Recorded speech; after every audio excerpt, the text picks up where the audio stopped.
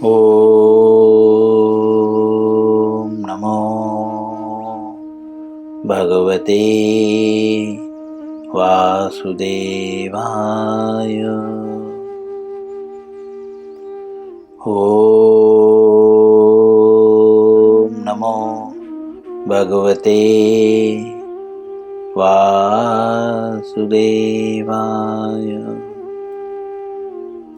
ॐ नमो भगवते वासुदेवाय।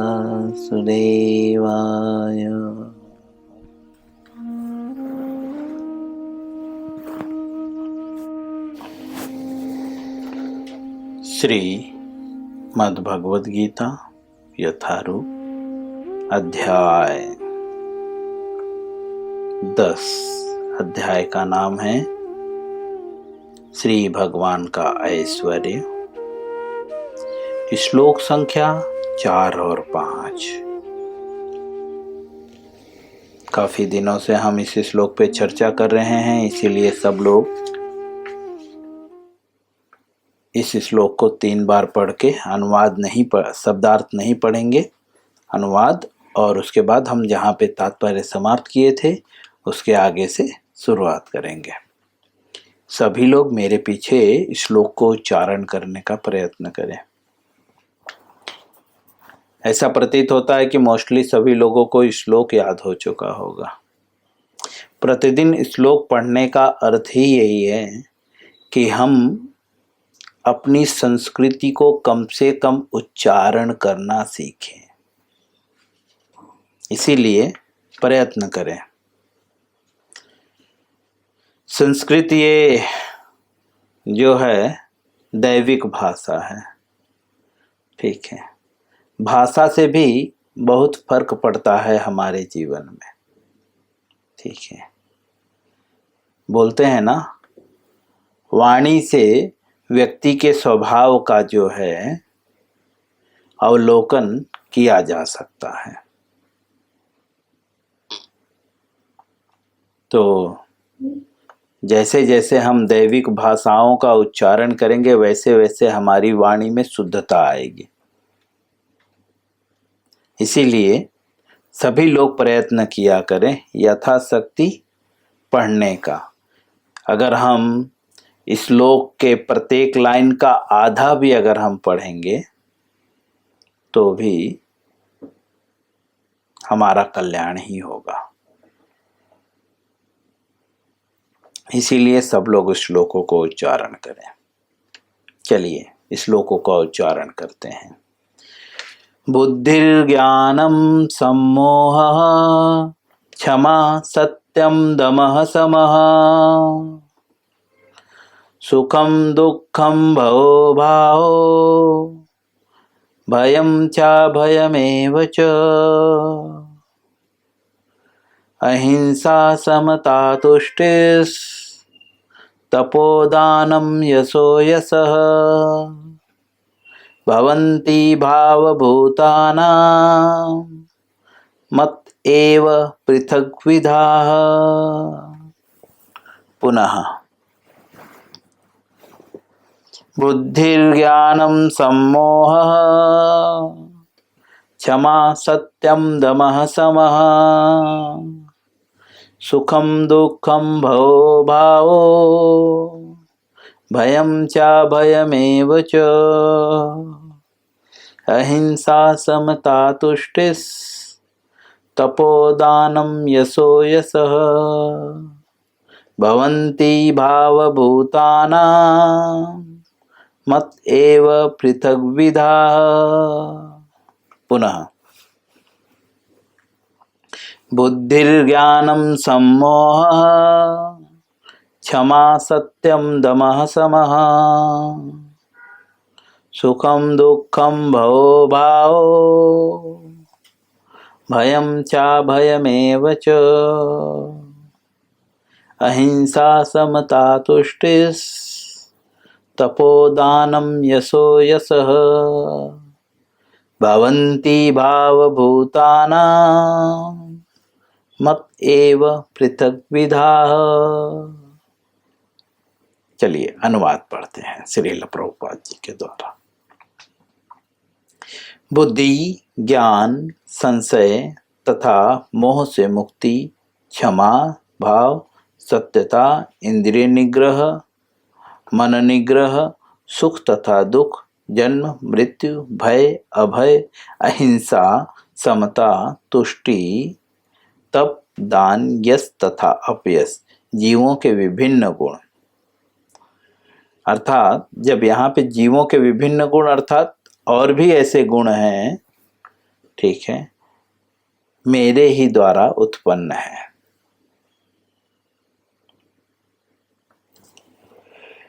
चलिए प्रभुपाद जी के द्वारा हम जो है अनेक गुणों का विस्तार पूर्वक वर्णन पढ़ रहे हैं। प्रभुपाद जी प्रत्येक गुणों की जो है स्थिति बताते हैं ताकि हम कंफ्यूज ना हो। इसीलिए प्रभुपाद जी बताते हैं कि एक्चुअली गुण का अर्थ क्या है। जैसे बुद्धि, जिसके अंदर बुद्धि है तो उसको कौन सी बुद्धि हो को परफेक्ट सही बुद्धि क्या है, सही ज्ञान क्या है, सही असम्मोह क्या है, सही सत्य क्या है, ठीक है, सही दमह क्या है, सही भव क्या है, अहिंसा, सही में अहिंसा क्या है, सही में समता किसे कहते हैं, सही में तुष्टि किसे कहते हैं। इस तरह से हम तपह, सही में वास्तव में तपह अर्थात तपस्या क्या है, प्रभुपाद जी इसका विस्तार पूर्वक वर्णन करते हैं। क्योंकि मटेरियल वर्ल्ड में सब अपना फिलॉसफी डाल देते हैं, इसीलिए प्रभुपाद यहाँ पे विस्तार पूर्वक प्रत्येक चीजों को बताते हैं, एक एक शब्दों का वैश्लेषिक अध्ययन करते हैं।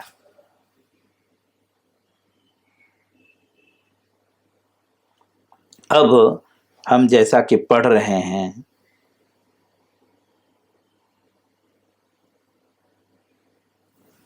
तुष्टि का अर्थ हम पढ़ चुके हैं, तपह का भी अर्थ हम पढ़ चुके हैं। अब हम उसी पैराग्राफ में, जिस पैराग्राफ में तुष्टि और तपह का जो है अर्थ पढ़ रहे थे, श्रील प्रभुपाद जी लिखते हैं यहाँ पे, हम कहाँ पे पहुंचे हैं?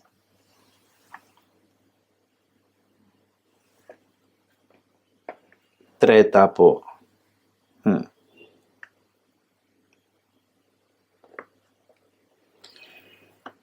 ओके, चलिए मध्य में है। इसी प्रकार मास के कुछ विशेष दिनों में जो है, जैसा कि श्रील प्रभुपाद जी कल बता रहे थे, कुछ उपास रखते हैं। किस लिए? जो है आध्यात्मिक उन्नति के लिए। श्रील प्रभुपाद जी स्पष्ट रूप से कहते हैं, किंतु उसे व्यर्थ ही अथवा वैदिक आदेशों के प्रतिकूल उपास करने की आवश्यकता नहीं। किसको? अब उसके ऊपर का लाइन पढ़ेंगे। कृष्ण भावनामृत के विज्ञान में प्रगति करने के संकल्प के कारण उसे ऐसे शारीरिक कष्ट उठाने होते हैं। अगर जो व्यक्ति चाहता है कि कृष्ण भावनामृत के विज्ञान में प्रगति करे, उसे जो है ऐसे जो है संकल्प के कारण कि मुझे भक्ति में आगे बढ़ना, ऐसे संकल्प के कारण कुछ जो है जो शारीरिक कष्ट होते हैं वो उठाने पड़ते हैं। कैसे, किस प्रकार के शारीरिक कष्ट, तो उसके ऊपर बता चुके हैं, जो कृष्ण भावनामृत में हमें सहायक हो आगे बढ़ने के लिए। अब श्रील प्रभुपाद जी कहते हैं, किंतु उसे व्यर्थ ही अथवा वैदिक आदेशों के प्रतिकूल उपास करने की आवश्यकता नहीं। मतलब वो ऐसा तपस्या, ऐसे शारीरिक कष्ट खुद को ना दे जो वैदिक आदेश नहीं है, वेदों में जिसका आदेश नहीं है और जो वेदों के आदेशों के प्रतिकूल है। वेदों में कई प्रकार के आदेश हैं, अनुकूल और प्रतिकूल, दोनों ही चीजें वेदों में सब कुछ बताया गया है, सही क्या है गलत क्या है। तो कहते हैं जो वैदिक आदेशों के प्रतिकूल हैं ऐसे उपवास करने की आवश्यकता नहीं है। किसको?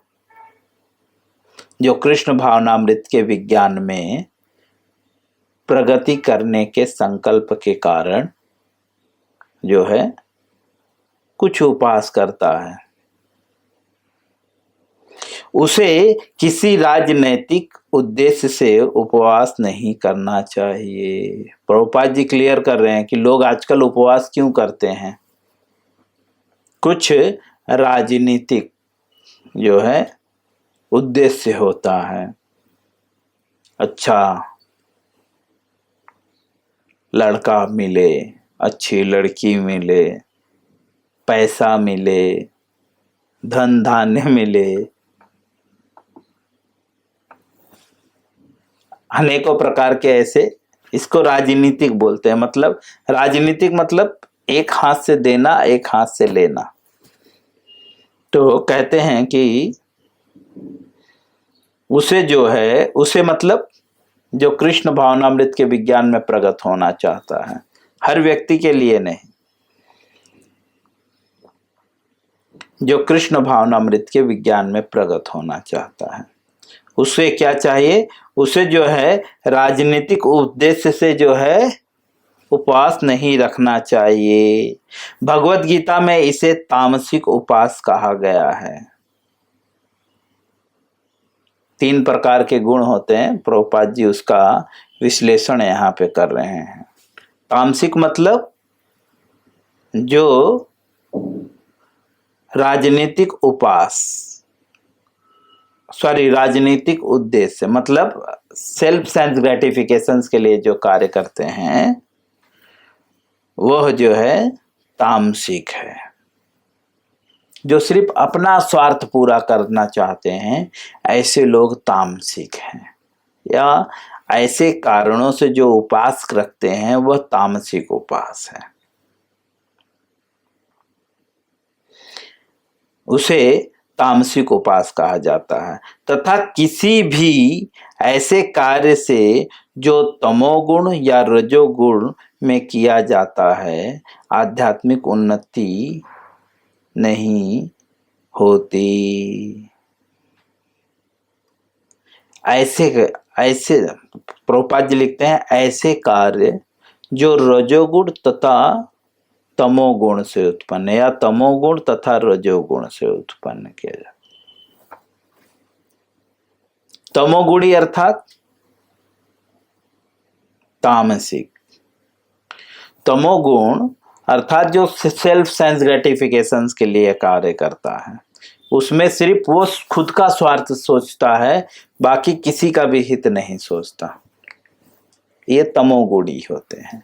और रजोगुणी जो होते हैं वे दूसरे का हित तो साधते हैं लेकिन उसमें अपना हित भी करते हैं, मिश्रित होते हैं।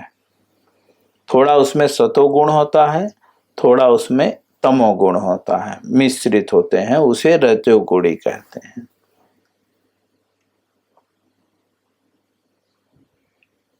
तो जो रजोगुणी और जो तमोगुणी हैं ऐसे कार्य जो करते हैं, कोई भी कार्य करें, अगर तमोगुण और रजोगुण में होकर अगर वे करेंगे तो उससे आध्यात्मिक उन्नति नहीं होती। इनडायरेक्टली श्रील प्रभुपाद जी कहते हैं कि अगर आध्यात्मिक उन्नति करना चाहते हैं तो आपको सतोगुण में रह के भक्ति करना होगा। सतोगुणी व्यक्ति कैसे होते हैं? जो सिर्फ लोक कल्याण हेतु सोचते हैं, उसमें उनका निजी स्वार्थ बिल्कुल भी नहीं होता। ये सतोगुणी व्यक्ति के लक्षण हैं। अर्थात वे सेल्फिश नहीं होते, वो समाज के लिए अपने जीवन तक को निछावर कर देते हैं।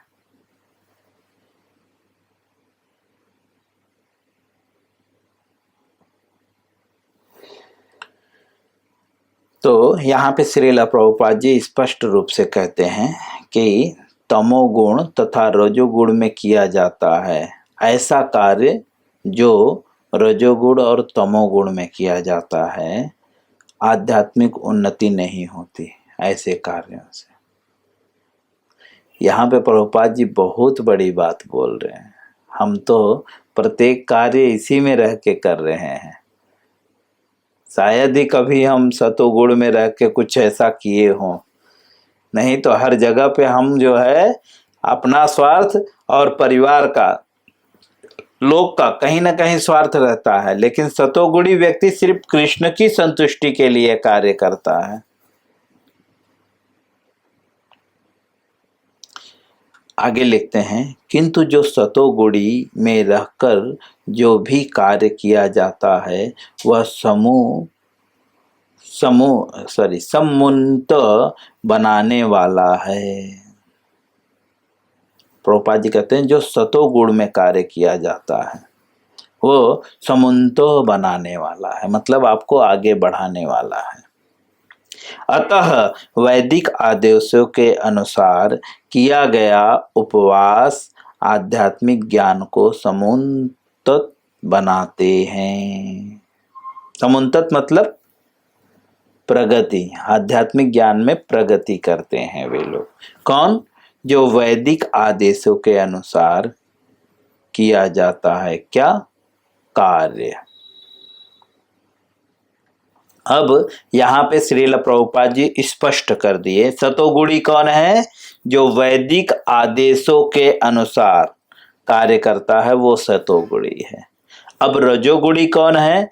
जो वैदिक आदेशों का तो पालन करता है प्लस उसमें थोड़ा सा अपना भी मिलावट कर देता, मतलब थोड़ा बहुत वैदिक आदेश, थोड़ा बहुत अपना आदेश, अपने मन का आदेश, उसके अनुसार कर्म करता है, उसे रजोगुणी कहते हैं। और तमोगुणी अर्थात जो किसी भी वैदिक आदेश का पालन नहीं करता, सिर्फ अपने हिसाब किताब से चलता है। लेकिन आध्यात्मिक उन्नति अगर करनी है तो कब होगा? जब आप सतोगुण में रहकर वैदिक आदेशों का पालन करें। अर्थात जो वैदिक आदेशों का पालन करते हैं वो सतोगुणी व्यक्ति हैं, सिंपल सी बात है। और ये वैदिक आदेशों को ग्रहण कैसे करना है? अपने मन से बिल्कुल नहीं। शास्त्र कुछ भी आपको अपने मन से ग्रहण करने का आदेश नहीं देता। गुरु अनिवार्य है। तत्विद्धि परिप्रातेन परिप्रश्नेन सेवयः उपदेच्छन्ति ते ज्ञानम ज्ञानिनः तत्त्वदर्शिनः। गुरु के द्वारा मार्गदर्शन में गुरु की सेवा करते हुए गुरु से प्रश्न करना चाहिए, जिज्ञासा करनी चाहिए, और तब गुरु जो है आपको जो आदेश देगा उसका पालन करना चाहिए। बार बार जब गुरु शब्द आता है तो बस हर व्यक्ति बोलते हैं कि हमने तो गुरु बना लिया है। बहुत सारे लोग ऐसे हैं जो गुरु बना चुके हैं, लेकिन गुरु कौन है? मैं हमेशा कहता हूं गुरु एक माता पिता की तरह रहते हैं। माता पिता कैसे होते हैं? चाहे खुद पढ़े लिखे हों या ना पढ़े लिखे हों, बेटे को मिनिस्टर बनाने का प्रयास करते हैं, मेरा बेटा डॉक्टर बने, इंजीनियर बने, चाहे खुद अनपढ़ हो। हमेशा बच्चे का हित सोचते हैं, कैसे उसकी उन्नति हो। खुद आधी रोटी खाते हैं लेकिन बच्चे को पूरी रोटी देने का प्रयास करते हैं। अर्थात वे नींद पूरी करे या ना करे, बच्चा शांति से सोए खा पी के। तो गुरु भी ऐसा ही होता है, वह तपस्या करता है। किसके लिए? ताकि उसके मार्गदर्शन में जो भी उसके शिष्य हैं वह सुखी और समृद्धि में रहें और अच्छे से भक्ति करें। और उसके अंदर लक्षण क्या होते हैं? तो वो त्रय तापों के होने पर भी विचलित नहीं होता, क्योंकि सभी प्रकार के कष्ट उसे मिलते हैं, क्योंकि वो अपने बच्चों के कष्ट को, जैसे माँ होती है ना, जब बच्चा सोता रहता है, छोटा सा बच्चा जब सोता रहता है तो बेड पे कभी कभी वो सूसू कर देता है, तो माँ क्या करती है, बच्चे को सूखे में सुलाकर खुद गीले में सो जाती है, विचलित नहीं होती है ना, कि विचलित होती है, नहीं मैं इधर नहीं सोऊंगी। विचलित होने का तात्पर्य वह उधर ना सोए, बट माँ सो जाती है, गीले में सो जाती है, विचलित नहीं होती। यह भी एक प्रकार का कष्ट ही है ना, गीले में सोना कष्ट है ना, लेकिन माँ उस कष्ट से विचलित नहीं होती। इसीलिए शास्त्रों में माँ को भी गुरु कहा गया है।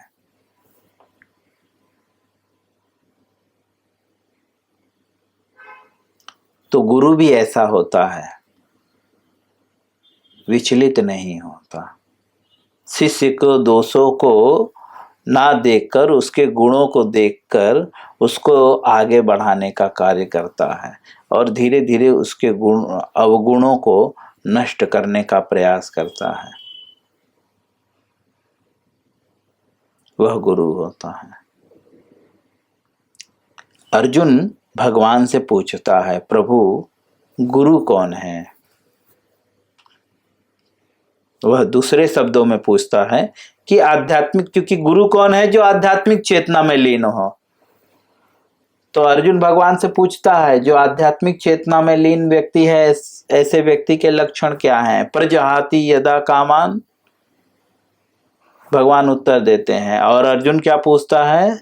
स्थिति प्रज्ञस्य का भासो समाधिस्थस्य केशवः स्थिति दिम किम प्रभासेत कृमासेत वर्जेत किम।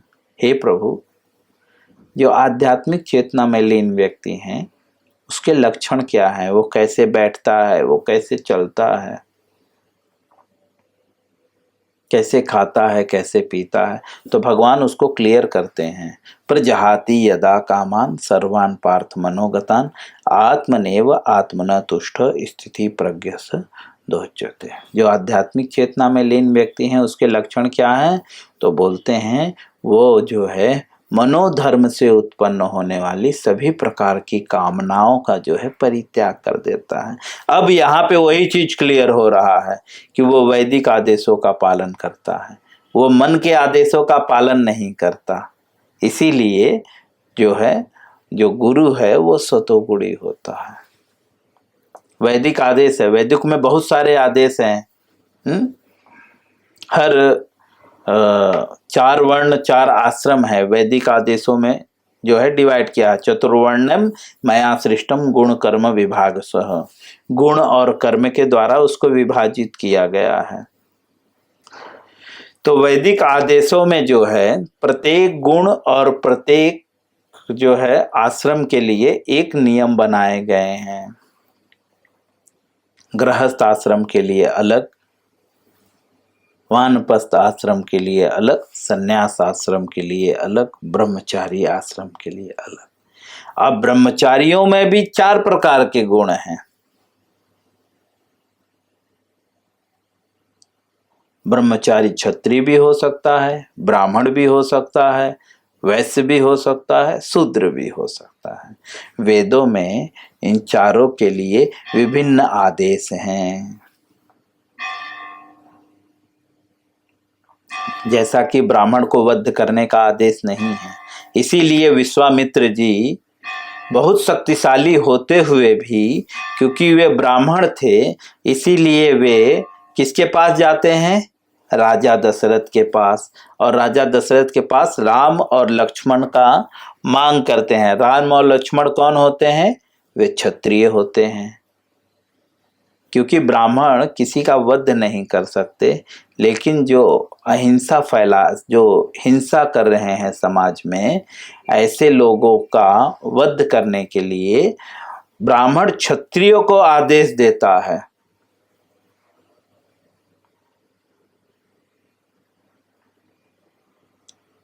जो क्षत्रिय है वह अगर आताताइयों का वध करे तो उसको पाप नहीं लगता। ऐसे अनेकों आदेश हैं। वैश्य व्यापार करता है, अगर उसमें वो 2 रुपए ज्यादा ले लेता है तो उसका अपराध उसे नहीं लगता। वैश्य को पैसे लेने का अधिकार है, क्षत्रिय को कर लेने का अधिकार है, शूद्र को भी मांगने का अधिकार है, लेकिन ब्राह्मण उसको न मांगने का अधिकार है और न कमाने का अधिकार है। ब्राह्मण का कर्तव्य क्या है? यजन याजन पठन पाठन, बस पढ़ना और लोगों को पढ़ाना।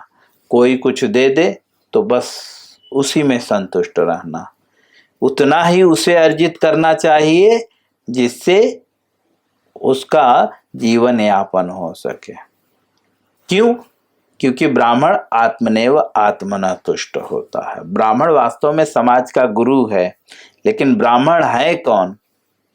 ब्रह्म जानाति इति ब्राह्मण, जो ब्रह्म को जानता है वह ब्राह्मण है। और जो ब्रह्म को जानता है उसके लक्षण क्या होते हैं? दुखेषु नो दुग्न मनः, सुखेषु विगत स्प्रियः, वैतराग भयो क्रोध, स्थिति धी मुनिरुच्यते। जो ब्रह्म को जान लेता है, और ब्रह्म अर्थात आत्मा, पर ब्रह्म अर्थात भगवान,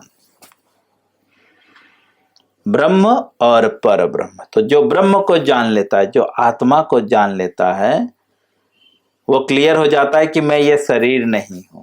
इस कारण से शरीर को मिलने वाले तापों से, कष्टों से वो प्रभावित नहीं होता। सुख और दुख, हानि और लाभ, जय और पराजय में संभाव रहता है। क्यों? क्योंकि वो जानता है कि मैं शरीर नहीं हूं। और आत्मा कैसा है? नैनम छिद्दन्ति शस्त्राणि, नैनम दहति पावक, न चैनम क्लेदयन्त्यापो, न शोष्यति मारुत। वो यह जानता है आत्मा को तो काटा ही नहीं जा सकता, मारा ही नहीं जा सकता, तो फिर मुझे कष्ट क्यों हो? यही चीज भगवान अर्जुन को बोलते हैं, अस्वच्छा न स्वच्छस्तम प्रज्ञावादांश भाषसे, गतासु न गतासुंचम नानु सोचन्ति पंडिता। बोलते हैं जो पंडित होते हैं वो शोक नहीं करते। कोई जीता रहे या मर जाए, दोनों के लिए वो शोक नहीं करते। गतासु न गतासुंचम नानु सोचन्ति पंडिता। जो शोक करते हैं वो पंडित नहीं है, वे ब्राह्मण नहीं है। क्यों? क्योंकि वह आत्मा के लक्षण को नहीं जानते। आत्मा को जो जानता है वो शोक क्यों करेगा? इस प्रकार से श्रील प्रभुपाद जी तात्पर्य में क्लियर कर रहे हैं कि जो सतोगुणी व्यक्ति होता है वह वैदिक आदेशों का पालन करता है। समझे? इससे क्या है? इससे क्या होता है? आध्यात्मिक उन्नति होती है।